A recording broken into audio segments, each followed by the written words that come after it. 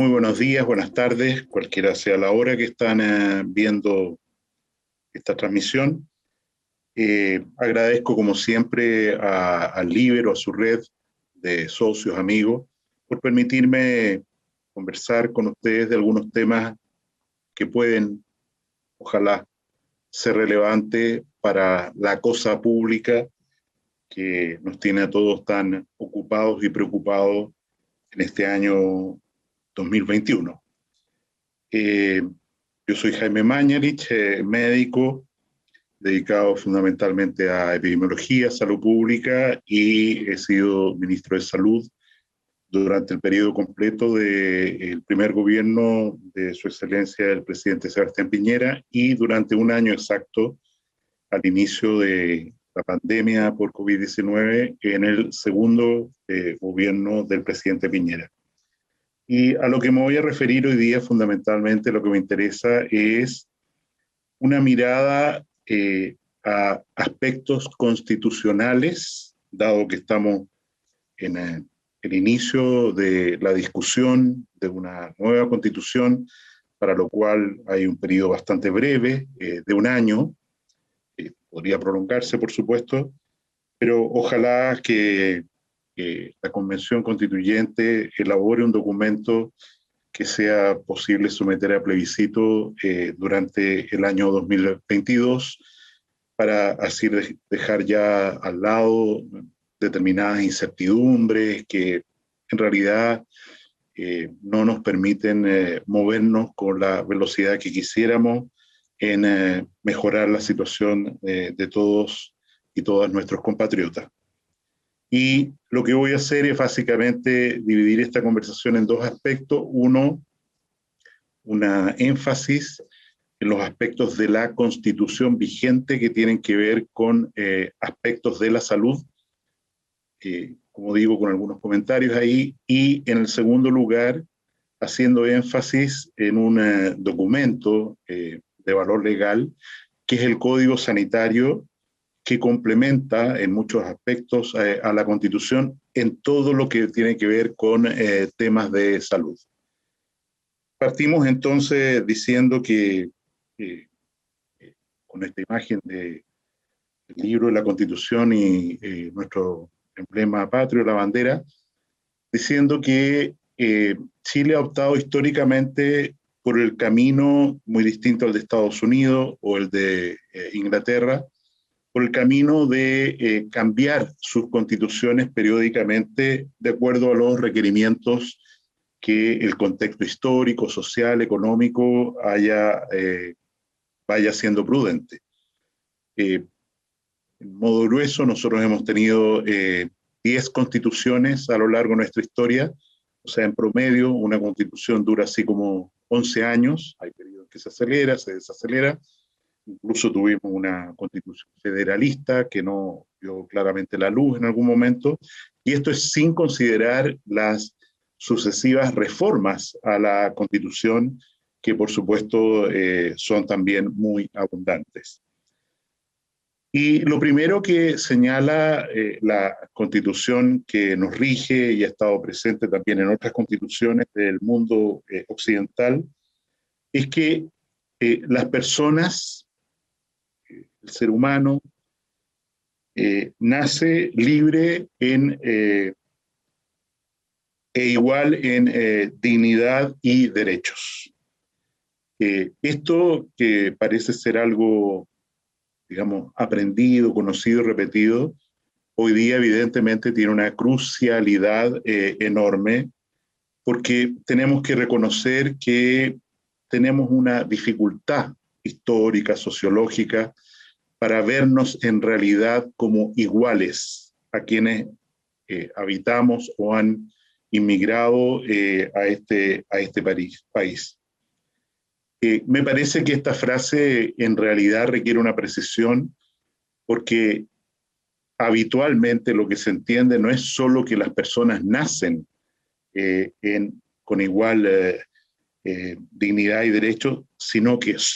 tienen permanentemente la misma dignidad y derechos que deben ser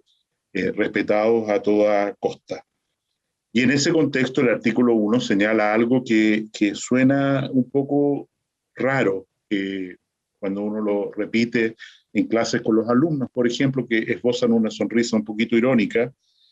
y es que se señala el Estado está al servicio de la persona humana y su finalidad es promover el bien común, para lo cual debe contribuir a crear las condiciones sociales, etcétera, para que esto sea posible. La experiencia concreta de un ciudadano cualquiera en nuestro país es que muchas veces ha experimentado que esto no es real. Vale decir que hay una dificultad enorme para que el Estado en realidad no se sirva de las personas, sino que esté al servicio de las personas. Y esta es una definición al final que sigue la filosofía kantiana. Las personas no pueden ser en ningún caso un medio para lograr un fin, sino que cada persona es un fin en sí misma. Y así está consagrado en la Constitución, y a pesar de que pueden aparecer frases con poco densidad, la importancia de estos conceptos a la hora de avanzar en el proceso constituyente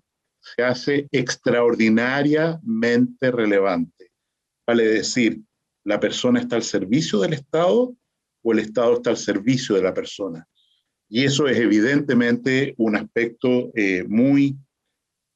fuerte que la Constitución, la Convención Constituyente, va a tener que balancear adecuadamente y someter, como digo después, a un plebiscito. Creo que un aspecto en general que nuestra Constitución merece ser revisado es el tema de los deberes de las personas. Y yo creo que hay mucha expectativa en relación a la discusión constitucional del día de hoy respecto a establecer derechos, lo que está muy bien porque es necesario progresar de acuerdo a lo que hemos señalado en el artículo 1 en los derechos de las personas. Pero es evidente que una sociedad civilizada requiere exigir desde el marco de la Constitución determinadas obligaciones a sus ciudadanos, a los ciudadanos, ciudadanas de un país. Y para esto yo echo de menos que el tema de la educación de la ciudadanía, la alfabetización, no solo lo que vemos en desigualdades de la prueba CIMSE, por ejemplo, sino muy específicamente, perdón, el sesgo personal, lo que significa alfabetización en salud. Sin una alfabetización en salud adecuada, garantizada desde el aparato constitucional, es muy difícil pedirle a las personas que elijan responsablemente, que sean responsables consigo mismo ahora a la hora de enfrentar sus problemas de salud. Saltando y siempre mirándolo en la perspectiva o con el lente de la salud, el artículo 8 de la Constitución vigente señala que hay un derecho a vivir en un medio ambiente libre de contaminación. Es deber del Estado velar para que este derecho no sea afectado y tutelar la preservación de la naturaleza. Sin embargo, este mismo artículo tiene un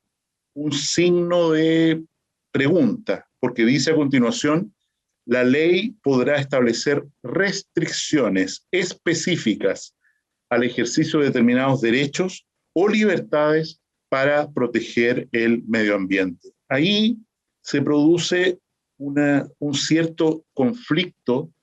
que a lo mejor en una nueva discusión constitucional debería transparentarse más claramente,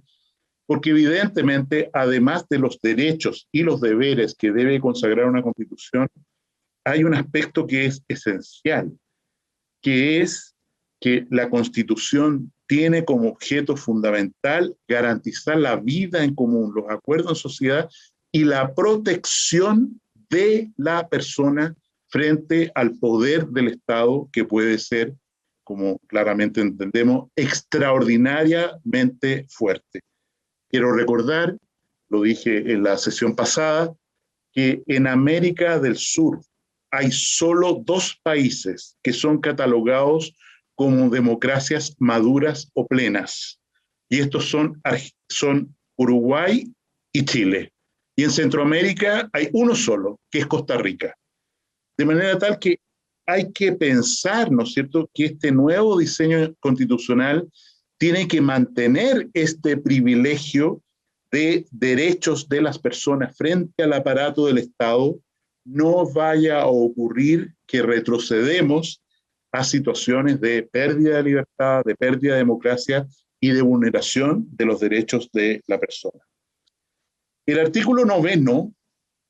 de la Constitución dice el derecho a la protección de salud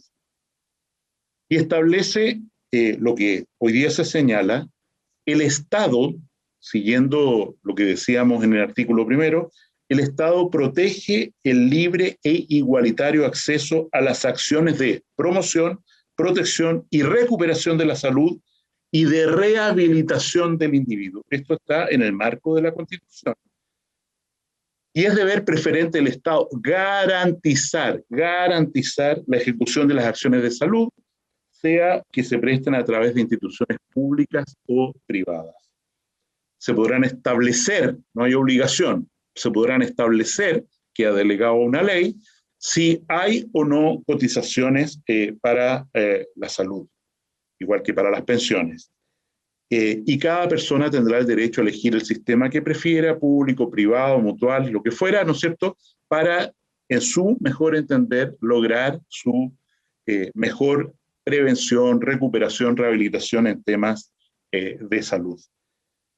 Es evidente que hay una marea, una tendencia en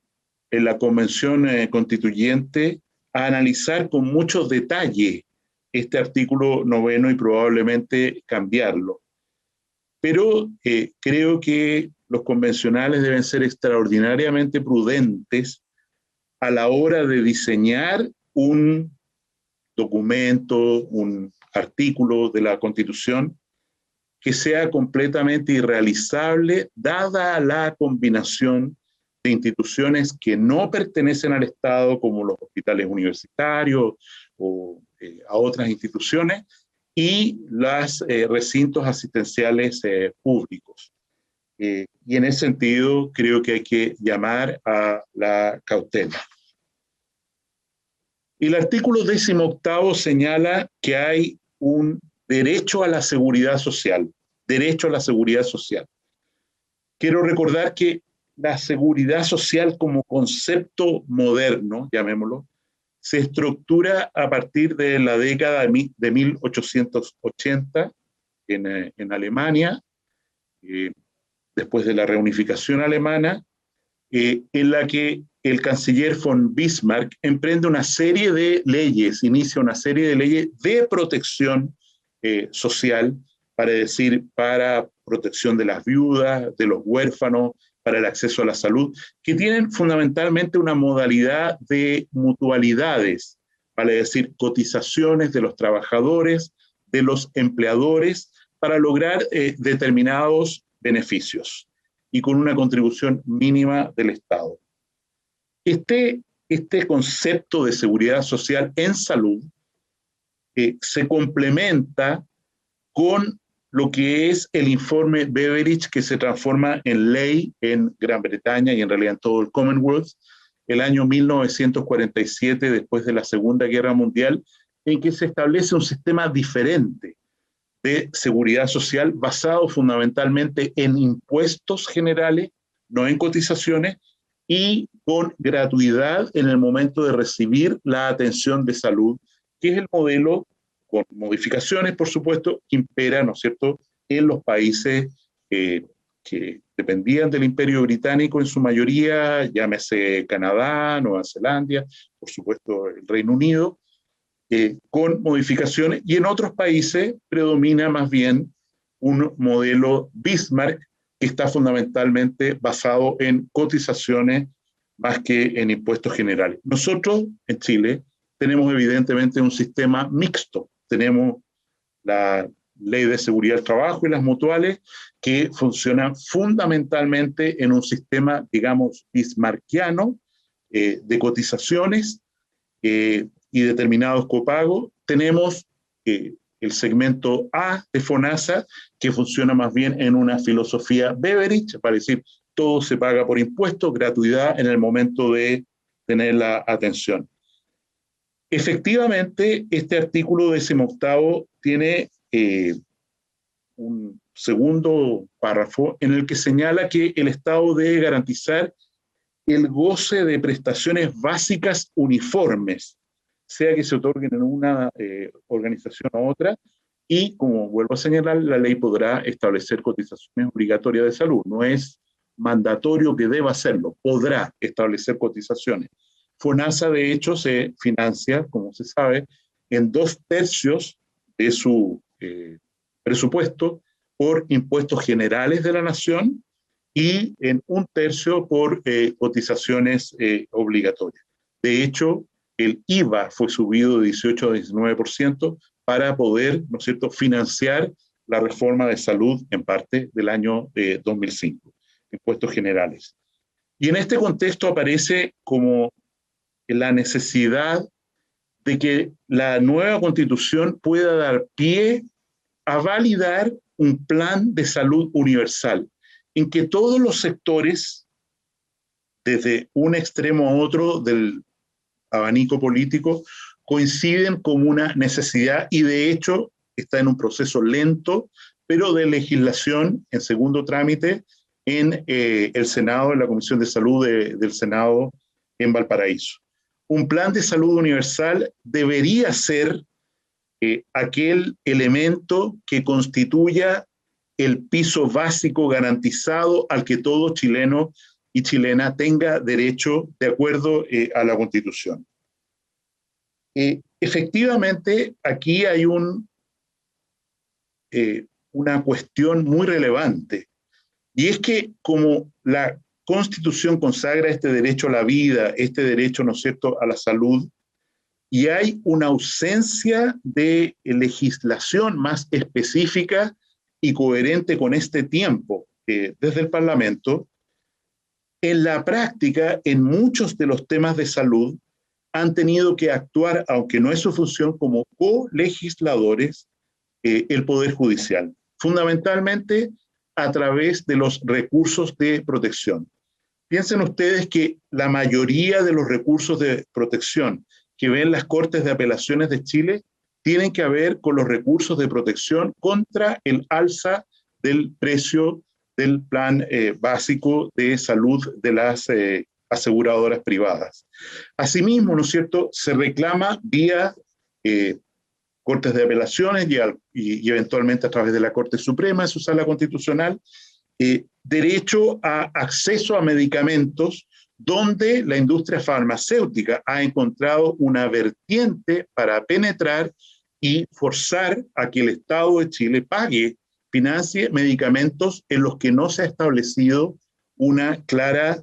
conveniencia desde el punto de vista costo-beneficio. Y en ese sentido la tarea no es solo una nueva constitución, sino que corregir todas estas dificultades que la actual constitución y los vacíos legislativos que se han producido a lo largo de los años generan en la línea de lo que yo he mencionado. El artículo 19 señala, como ya mencionaba, que la Constitución asegura a toda persona el derecho a la vida y a la integridad física y psíquica. Y me detengo un poco en este elemento de integridad psíquica, porque si hay un tema del cual nosotros padecemos en nuestro país, es de problemas de salud mental. Y no hay una correspondencia clara entre esta consagración de este derecho a la salud física y psíquica con la legislación y los derechos reales que las personas afectadas por condiciones de salud de esta naturaleza tienen. El artículo 19 contiene también un párrafo que ha sido objeto de una discusión y legal y del Tribunal Constitucional muy intensa en los últimos años, y que es que lo que cuando dice la ley protege la vida del que está por nacer. Efectivamente, si uno mira la Constitución, el programa, el proyecto de reforma constitucional que envió al Congreso, que debía actuar como órgano constituyente en esa oportunidad, la expresidenta doña Michelle Bachelet, casi en los últimos meses de su gobierno, aquí aparece un signo de atención y preocupación, porque es cierto que la ley que despenaliza el aborto en 3 causales en Chile permite, ¿no es cierto?, cuando el embarazo se ha generado producto de una violación, que haya una interrupción del embarazo hasta las 12 semanas o 14 semanas, de acuerdo a la edad de la víctima de esta violación. Ese embarazo puede terminar incluso después, se puede interrumpir si hay una malformación fetal incompatible con la vida, o efectivamente en la medida que crece feto, se produce una condición de salud para la madre que representa un riesgo cierto para ella, a menos que se interrumpa el embarazo. Aquí me parece que hay un tema que poner encima de la mesa, y es que si bien es cierto que es difícil homologar los derechos de una persona nacida a una embrión que tiene menos de 12 semanas, un cambio constitucional que deje al embrión, al embarazo de menos de 12 semanas, sin ninguna protección por parte del Estado, ciertamente es algo no deseable, porque se podrían producir experimentos, situaciones eugenésicas extraordinariamente complejas que la Constitución o desde la Constitución se deben desanimar. En ese contexto, y para ir terminando esta conversación y dejar la segunda parte del Código Sanitario para la próxima semana, yo estoy convencido que al lado de la Constitución hay una suerte de paraconstitución, que es el Código Sanitario. Y lo denomino así porque el Código Sanitario, como vamos a ver, permite posponer, postergar, limitar derechos consagrados en la Constitución, que efectivamente requiere este balance, una revisión actualizada. En mi personal opinión, como lo hemos vivido durante este periodo de 15 meses de pandemia, la autorización que da el Código Sanitario para acciones que están en conflicto con la Constitución no tiene un estatus jurídico adecuado. De hecho, por poner solo 2 ejemplos, la Corte Suprema determinó que a pesar, ¿no es cierto?, que están las atribuciones del Código Sanitario para establecerlo, una persona que está caminando sola durante la noche en horas de toque de queda, de acuerdo al estado de excepción constitucional de catástrofe que nos rige, no comete ningún delito, no puede ser perseguido penalmente, porque esa persona no le hace ningún daño a nadie, en la medida que sabemos que el daño por esta infección SARS-CoV-2 se produce cuando hay un contacto de una persona que contagia a otra que no está contagiada. De la misma manera, el Tribunal Constitucional en la práctica determinó por conflicto con la Constitución que el artículo 318 del Código Penal, que sanciona los delitos contra la salud pública, en realidad tiene un vicio de origen constitucional. ¿Por qué? Porque no define claramente cuáles son los delitos, cuál es el procedimiento de juicio al que tiene derecho cualquier persona antes de recibir una sanción penal, por supuesto, y tampoco define claramente cuál es la sanción proporcional a cada uno de los delitos que se cometerían en el ámbito del artículo 318 del Código Penal. Vamos a poder profundizar sobre estos temas la próxima semana, cuando veamos este balance o desbalance entre Código Sanitario y Constitución, pero insisto, creo que este es un tema muy relevante porque el derecho a la salud, el derecho a la prevención, la educación en salud son temas que claramente el nuevo texto constitucional tiene que abordar con mayor profundidad, sin necesariamente con más rigidez, pero con más profundidad, como corresponde a una constitución para el siglo XXI. Muchas gracias. Haz que estos contenidos lleguen más lejos haciéndote miembro de la Red Libero.